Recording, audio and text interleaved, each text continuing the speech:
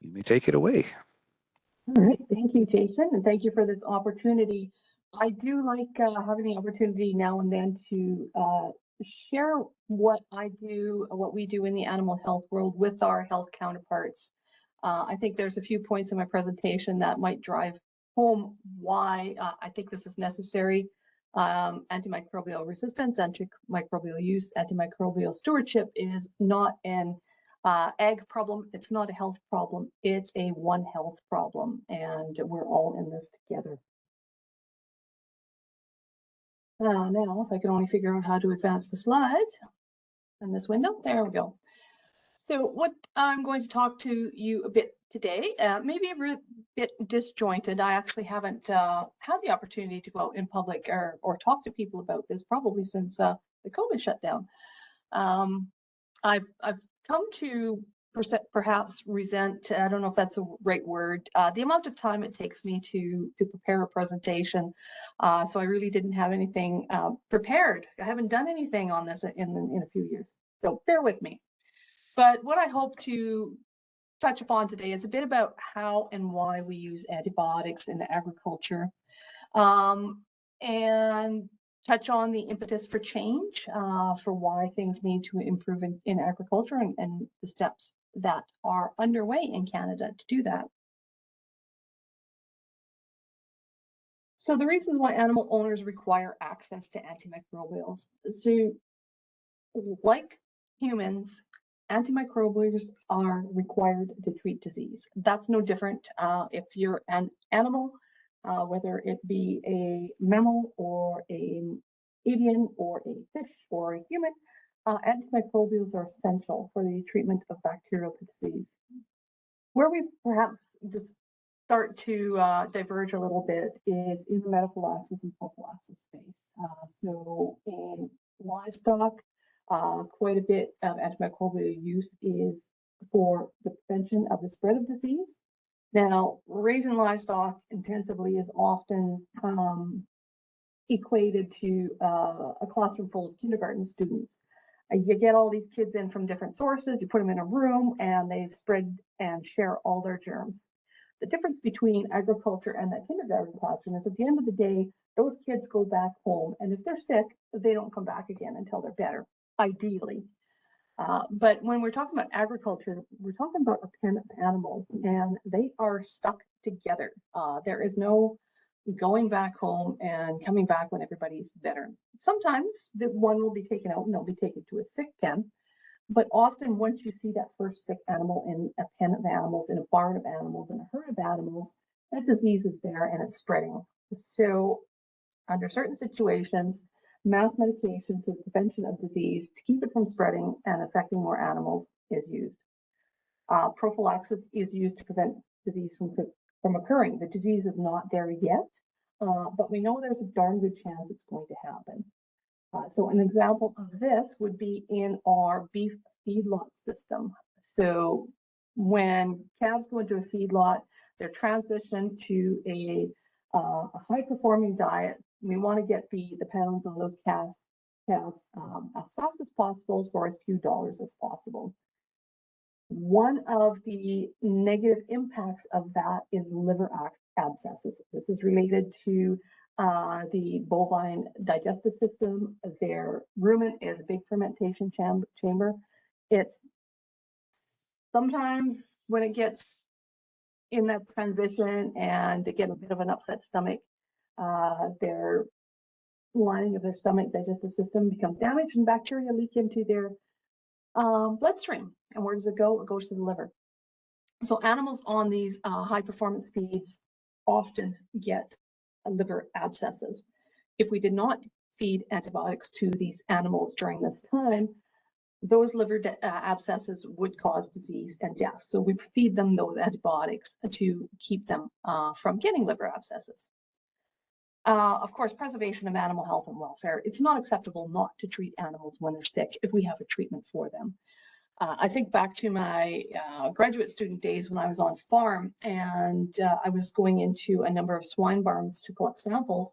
And one of them was a farmer who had just recently transitioned to raised without antibiotics, totally organic. This was in the early days. This was about 2005, 2006, early days of the race without antibiotics. And there wasn't really any good guidelines then.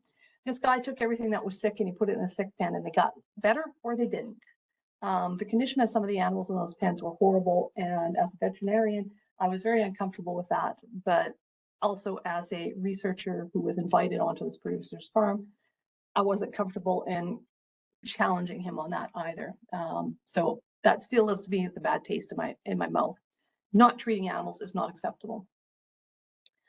Addressing stress-related health challenges. As I mentioned, we take this pen full of calves, like kids in kindergarten, put them all together.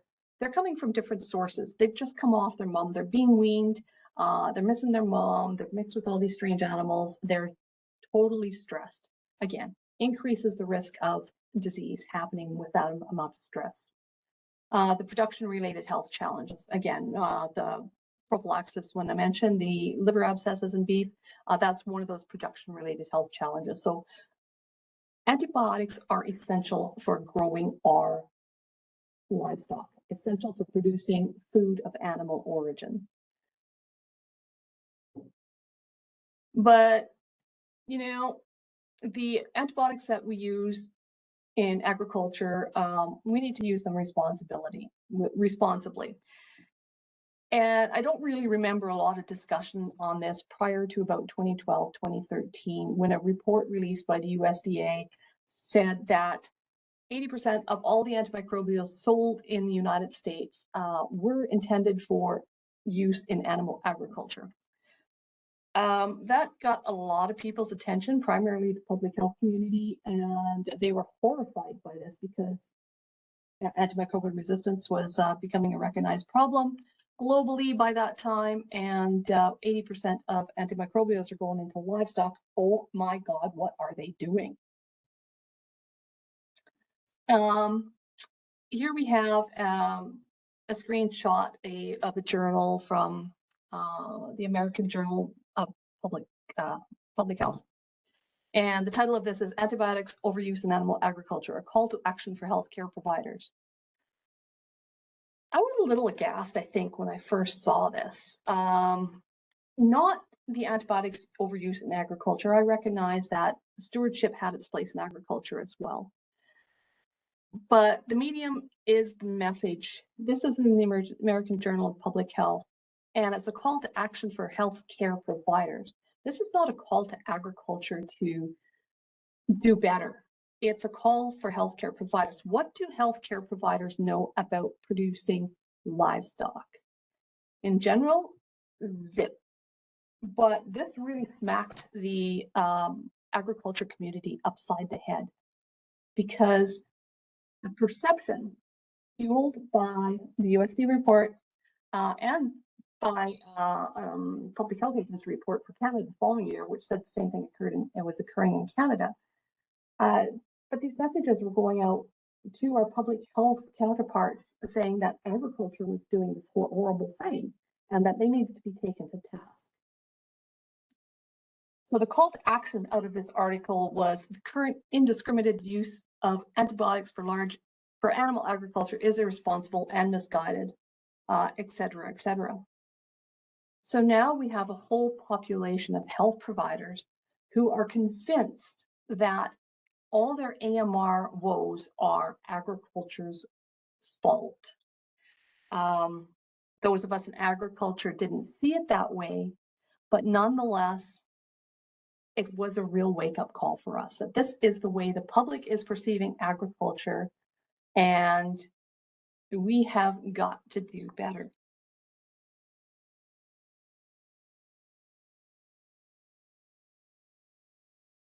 So also in that report, and the other USDA report, the PHAC report, is about 70% of these are medically important, classes important to human medicine. So again, what the heck is livestock, is agriculture doing using antibiotics that are needed for human health?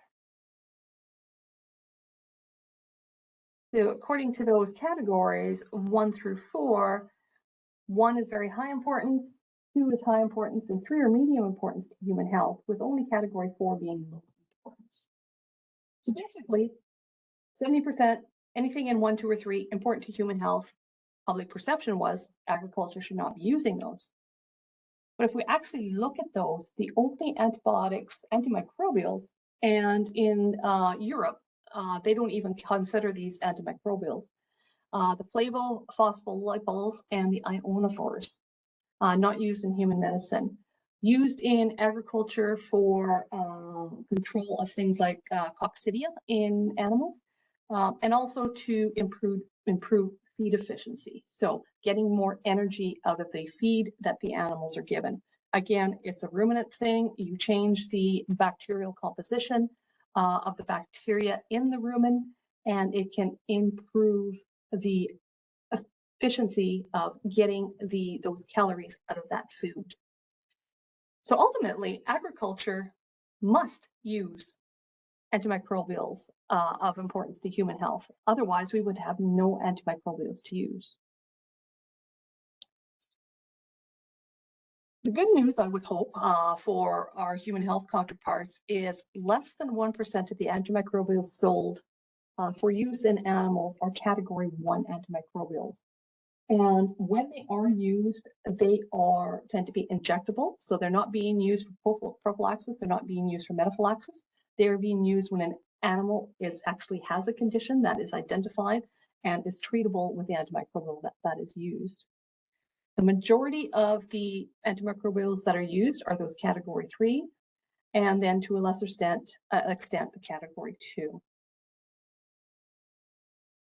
And just to give you a little bit of a visual here, when we're talking about these reports on 80% of antimicrobials sold are for use in livestock, that is by gross weight. Those reports did not adjust for animal species or animal weight. It was just volume. That's just the weight of the antimicrobials sold. So your category 3 antimicrobials invariably need much more of the product by volume or weight to get the job done as compared to the newer antimicrobials, which are your categories 1. So, you might have a few mils on few cc required for a cow of one of your category 1s, but you're looking at 60 or 80 cc's of injectable tetracycline for a mature bovine. So looking at this comparison based on volume alone or weight alone is really not an accurate comparison. And again, this is just a graph from CPARS illustrating the categories of antibiotics sold for use in animals in 2022 and tetracyclines. By far, this has been consistently the same for years. And then as we get into the category 2 and category 1, lesser amounts of those antibiotics. As I said, all that aside, though, it is a One Health problem, and agriculture, veterinary health recognize that antimicrobial stewardship is necessary in animals as well, and we need to do better and take action. Besides the antimicrobials for production animals, that's your cows, your pigs, your chickens. 1% of antimicrobials sold were intended for companion animals, cats and dogs mainly. Less than 1% are used in crops. And yes, for fruits and vegetables in particular, there are some bacterial diseases that will be treated with spray on antibiotics, but that's the exception rather than the rule. So out of these antibiotics used for animals, using antimicrobials causes AMR. We know that. It causes AMR if you're using antibiotics in people. It causes AMR if you're using antibiotics in animals. AMU in animals resulting in AMR. How important is this to human health? Well, first we look at how the antimicrobial resistant pathogen can get from the animals to the people. At the farm, the livestock, if they're harboring AMR pathogens, the producers, the farm workers, they can be exposed to that, pick them up. The pets, they can transfer them to the pet owners. And if it's in a food of animal origin, it can ultimately make its way to the consumers. So what do we think would be the biggest risk or would affect the most people? People are working, looking at this, working through it and go, well, livestock, only the producers or the farm workers are going to be exposed to it. So that's a relatively small proportion of people who could be affected by that. Pets, lots of people have pets, so potentially lots of people could be impacted, but really that pet is usually only interacting with one or two people. But food of animal origin, you butcher one cow and that hamburger can go to 100 families. So you would think that food of animal origin is the biggest risk for spreading AMR from animals to people. That actually isn't the truth. The food of animal origin is the least likely to transfer AMR pathogens to humans. Livestock, absolutely, to producers and farm workers. There's been many studies,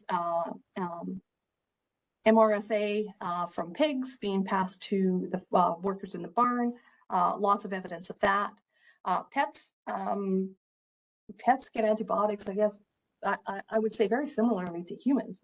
They can be treated with multiple different antibiotics for intractable urinary tract infections or skin infections and result with or develop resistant pathogens that can be transferred to pet owners. The food of animal origins, though, surprisingly, would not be a huge risk. And this is because of food safety requirements. We have multiple controls and checkpoints along the farm to fork continuum. So whether it is milk, eggs. Any of you guys have a charger that I can borrow for the next? No, sorry, can't have mine. Sorry. No worries. Whether it's eggs or milk or your hamburger, there are multiple controls and checkpoints along the farm to fork continuum. That doesn't mean that it is perfect. It does happen. CPAR's work, it finds our indicator organisms on our meat products taken from retail stores all the time. But given the pathogen, the bacterial load in the animal to begin with, it is actually exceptionally small amount of bacteria that make it through to that raw product. Even then, you take the raw product and then you've got to cook it. So then your pathogen has to survive the cooking or be subject to cross-contamination in order to actually get into the person and cause illness. So it happens far less frequently than you would think, but it still happens, and it is still an issue, of course. The other things that make livestock less likely to be that source of AMR pathogens in humans, our livestock often have short lifespans. I mean, our broiler chickens are like 6 weeks. A pig is less than a year. A layer chicken is less than a year. Our bovines live the longest, but even a dairy cow, her lifespan is about 5 or 6 years before she's culled. I think our beef cattle might live the longest, typically culled before 10 years of age, although some farmers may keep good cows, longer. Our companion animals, they have a longer lifespan. They have cumulative exposure, close contact with humans, with dogs and horses. Abundant extra label use. Veterinarians are permitted to prescribe extra label, which we must do because here in Canada, we have a very limited number of label approved products for animals, especially the minor species. Those category 1s and 2s are more likely to be used in your companion animals. And of course, the human-animal bond, leading to the same pressures on veterinarians as human practitioners have with their human clients. It's like, they want an antibiotic when they go to the doctor. They don't want to come home with nothing. So veterinarians have that same pressure. And of course, the public's not going around licking livestock very frequently either. So the ability, I think personally pets are the biggest risk for transferring AMR pathogens from animals to humans. I don't think anybody out there in the veterinary community argues with me. This picture brings back a memory I had in vet school. My 10-year-old daughter got strep throat. I was doing microbiology lab, so I took a swab and I went in there and I cultured it. And it turned out to be a hemolytic strep that my micro prof got all excited about because he goes, that's an animal pathogen. And sure enough, I got the same pathogen from my dog. So it wasn't multi-resistant, but the strep came from my dog and infected my daughter and gave her strep throat. We do have some solid examples of AMU in animals. I'm not going to say resulting because cause and effect was not established in the study, but there is a correlation here of the use of ceftiofur in ovo in broiler eggs. Now, there is a practice, or there was a practice, where if you inject the antibiotic into the egg before hatching, then the chicks are much less likely to have yolk sac disease. So improved survivability of the hatched chicks. And certainly this graph, and this was data collected by CFARS, they were doing collection on, or surveillance in retail products at this time, back in the 2000s. And a very clear correlation between the use of ceftiofur in ovo resulting in Salmonella Heidelberg AMR in retail chicken, and the same line seen in Salmonella Heidelberg in humans. Withdraw that ceftiofur use, the resistance decreases both in retail chicken pathogens and in human pathogens. Reinstitute it, and both lines go up again. So live or on-farm sampling for or surveillance for antimicrobial resistance, antimicrobial use in broiler chickens didn't start until about 2013. The poultry industry voluntarily removed all preventative use of ceftiofur in broiler chickens in 2014. And the surveillance data clearly indicated that the removal of this preventative use resulted in lower antimicrobial use and lower antimicrobial resistance. So a very clear indication that stewardship works. And of course, we're all familiar with the antimicrobial or the Pan-Canadian Framework for Action on Antimicrobial Resistance. This was released in 2017. I do believe that the target release date was 2016. But this is an example of our public health counterparts taking unilateral action. They, again, at this point, I think there's still a lot of thought that agriculture was the problem. The initial development of the framework did not involve anybody from animal health whatsoever. We were not privy to this until 2 weeks before the anticipated release date, and they said, here, please have your minister sign off on this. And everybody in the animal health community across all the provinces took one look at it and said, hell no. It had inaccuracies and painted animal agriculture in a very poor light. That was very unfortunate, and it took another year of getting agriculture and animal health feedback to correct those inaccuracies and make an equal reflection of the problem without really trying to point fingers or paint anybody as the bad guy. We're all in this together. I can't remember whether this was being developed in parallel with the Pan-Canadian Framework, or whether the CVMA started working on this as a reaction to that initial draft. But in 2017, the CVMA released the Veterinary Oversight on Antimicrobial Use, a Pan-Canadian Framework for veterinarians. Then in 2018, I think, was really the biggest change that allowed the agriculture community to at least start being able to track improvements that were being made. Because if you don't know where you're starting, you don't know where you're going. And the problem was, we didn't really have a good handle on how antimicrobials were being sold and used in livestock in Canada. There was just no standard reporting mechanism. So in 2018, the Public Health Agency, the Veterinary Drug Directorate, started mandating the reporting of all antimicrobial sales at the manufacturer and distributor level. The pharmaceutical companies voluntarily removed the growth promotion label claims for all antibiotics, category 1, 2, and 3. And those antimicrobials, if they weren't already prescription only, they were all moved to the prescription drug lists. So that means no medically important antimicrobials are approved for growth promotion in livestock in Canada anymore.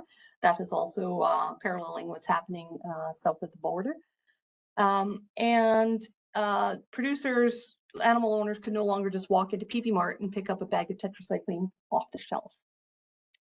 That was met with a lot of resistance, but it was necessary and it was done, and it's become the status quo. CVMA continues to develop and promote stewardship activities. They have this guidelines for veterinary antimicrobial use available online. They have partnered with the University of Calgary and First Line, and now the First Line app since 2021 has been available for veterinary use. And they continue to lead the stewardship of antimicrobials by veterinarians initiative, also known as SAVI, and a lot of different activities that go on there. So, as I'm touching on these stewardship activities in the animal health world, I'm only touching on a few. It's very, very large sandbox and impossible to try and get everything into, even a longer presentation, certainly 45 minutes. I could not cram that all in, a lot to unpack. So this is what the CVMA's online database looks like. The registered veterinarians can go in there and access this. You pull down your production phase, your species. Here I selected swine, and then disease condition, proliferative enteritis. And then I want that to search for me treatment options. It found me 22 different treatment options for this, and I could go through that. It would give me the category of drug, the trade name, what I'm looking for. And if I click on that disease condition, it will give me more information on that. It's bacteria Lawsonia intracellularis. It's labeled dose, category 3. You put it in the feed, at which dosage. And I swear to God, if this had been available when I graduated from veterinary school in 1999, I might still be in practice today. Also available for small animals. Here we have canine with a skin condition. Do a search. If we take a steep pyoderma, here's our options. Superficial folliculitis, here's our options. So that's available online. Great, if you're in a small animal clinic and you have a computer in front of you, like your physician does when you go in to see your family doctor. They have a computer there, they can pull it all up. In vet clinics, we can pull this up now too. We can also pull it up and look at all this by specific pathogen if we know the pathogen that we're dealing with. Underpinning all of these, of course, is treatment algorithms. This is an example of what a treatment algorithm for dealing with diarrhea in a calf. And of course, that all underpins the First Line app as well. And again, that computer application is great for when you're in the clinic with your dog, but what do you do when you're out on farm and you're in the middle of a pasture and you're dealing with a pen of calves? You don't have your computer with you. You might have your phone, but a little inconvenient to pull up that website on your phone. But First Line, absolutely, it's great. And especially with the newer graduates I talk to, this is their lifeline. They all know it. They don't rely on their memory. This is their go-to. And again, that diarrheic calf algorithm, diagnosis, this is what you could do. The drop-down menu would give you other options. But treating based on signs and recommendations, what to do if it's just soft pasty manure, up to bloody diarrhea. Very, very, very helpful. And when that algorithm is applied, and this is a study done where, although this wasn't veterinary treatment, a vet doesn't see every sick animal on the farm. If you have one diarrheic calf, the next one's probably going to have the same thing. So what we have is a veterinary client-patient relationship for farms, and typically once the vet is familiar with the farm, the production system, and what's going on in that farm, veterinarians are comfortable saying, all right, well, here's a prescription for tetracycline for the next 6 months, and you will use it to treat this and this and this at this dose. So it's up to the farmer or the people on the farm to administer those treatments. In this study, they recruited 10 farms to follow this treatment algorithm. And these are farms 1, 2, 3, 4, 5, 6, 7, 8, 9, 10. The first bar under 1 is before treatment, and then we have after treatment, or pardon me, before the algorithm was implemented and after the algorithm was implemented. Significant drop in antimicrobial use is right across the board. So stewardship, again, say it again, stewardship works. And then just quickly going through some other examples of stewardship initiatives going on across Canada. The FAST reviews, this is the brainchild of the Ontario Agriculture and the Ontario Veterinary Medical Association, and in collaboration with industry. So they have a whole lot of these modules, these learning modules, and they're accessible online. You know, any member of the public can access them, but I mean, they're most useful, of course, for veterinarians and farmed animal owners. You can go in there and learn from these free tools at your own pace. A lot of work and a lot of good information in there. CFARS has been doing antimicrobial use and resistant surveillance in swine and poultry for many years. They've been moving into the cattle space, but that's the beef cattle space over the last 5 years. But what has yet to be addressed under CFARS is dairy. So the dairy industry and a couple of the universities took upon themselves to develop this on-farm surveillance system for AMS and AMR in the Canadian Dairy Network. See, it doesn't always have to be government that leads these type of things. Here we have the Chicken Farmers of Canada, a podcast series on antimicrobial stewardship in the Canadian poultry industry. Excellent initiative. This is one of the modules under FAST, but it's describing the guidelines for AMU in the turkey industry. So this was done by the Turkey Farmers of Canada. The National Farmed Animal and Health and Welfare Council in 2019, they released this report, and basically what it was a report on the progress of recommendations coming out of the framework in 2017. So what has the Canadian agricultural community managed to accomplish in the 2 years since the framework was released, and recommendations for going forward? Research, the Beef Cattle Research Council. They have put a lot of money into different research projects, including ones around antibiotic resistance. This was a primary, a top mandate for them, is funding projects that will reduce antimicrobial use by improving animal health through vaccination and management. So they funded a lot of research along those lines over the last 5 years, and they continue to do so going forward. I mentioned CFARS several times. They are active in the human health area as well, so I think everybody here is at least marginally familiar with them.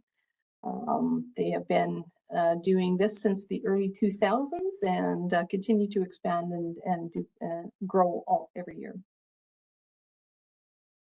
And the Chicken Farmers of Canada's AMU strategy. So, you know, going back to the removal of ceftiofur back in 2014, they've continued to build on this ever since. So it was removal of category 1 use in all Canadian poultry, or pardon me, broilers. And then the next stage was working on removing all category 2 preventative use. So they've been doing this stepwise process for reducing AMU in the poultry sector well over a decade now. The other thing is quality assurance programs for our different sectors, especially our quota sectors, which are our egg and our dairy. So quota systems, the quota is given or sold to the producers by the industry associations, and they can remove that quota if they have a need to. They have a standard of care that they require all their producers to follow, and if they don't follow it, they can lose their quota. So these quality assurance programs include responsible antimicrobial use, and they continue to build and expand on that each year as well. More research, the Assets Project. This was a multi-million-dollar project spearheaded out of here, out of the University of Saskatchewan, the Western College of Veterinary Medicine, in collaboration with the U of A, Agriculture and Agri-Food Canada, and PDS in Saskatoon, Prairie Diagnostic Services, which is our veterinary lab. And what they really wanted to do was better understand the pathogens that were causing disease in our bovine sector and come up with tools to help producers and veterinarians make better decisions about treatments. So metagenomics is part of that. I don't even pretend to understand it. I have a friend who is heavily involved in it at PDS, and when he starts to talk about it, I nod my head and go, very interesting.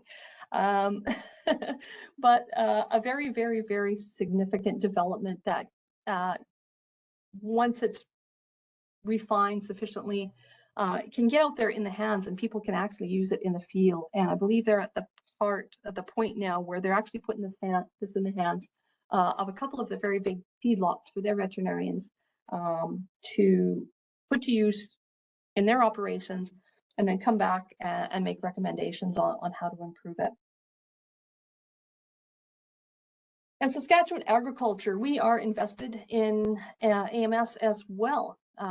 Through the Agriculture Development Fund, we've funded multiple projects over the years on research into vaccines for bacterial diseases. If you can vaccinate about them and vaccinate for them, prevent them, you don't need antimicrobials.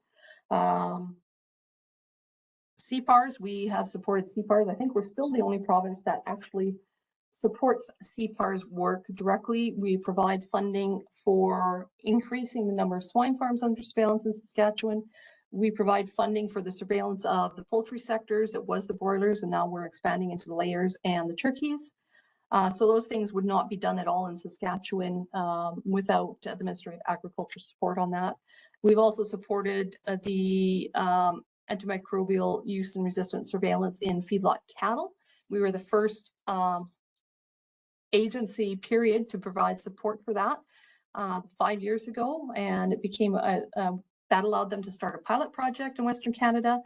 Many more partners came on board, and now it has been become a core program under CPARS. So we're very happy with the leverage that our initial funding has provided there. VITO, we've provided lots of research money to VITO. Again, more vaccines. Means less antimicrobial use. We do stakeholder outreach.